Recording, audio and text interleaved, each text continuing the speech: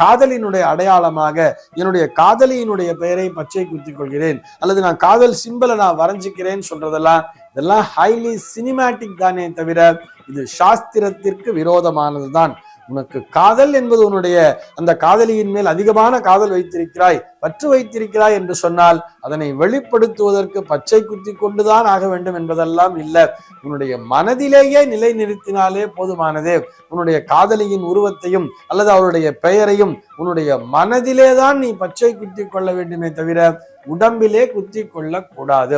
இது நாளடைவில் எப்படி ஆயிடுச்சுன்னு சொல்லி பார்த்தோம்னா, டாட்டூ என்ற பெயரிலே இது ஏதோ ஒரு ஃபேஷன் மாதிரி அப்படியே உடம்புல டிசைனா பச்சை குத்தி கொள்கிறது, இந்த பேட்மேன் மாதிரி குத்திக்கிறது, அதே மாதிரி இந்த சூப்பர்மேன் மாதிரி பச்சை குத்திக்கிறது, பறக்கிற மாதிரி குத்திக்கிறதுங்கிற மாதிரி எல்லாம் நாளடைவிலே இது ரொம்பவும் பழக்கத்துல வந்துருச்சு. இது முற்றிலும் தவறுதான். இதனை சாஸ்திரம் ஏற்றுக்கொள்ளவில்லை.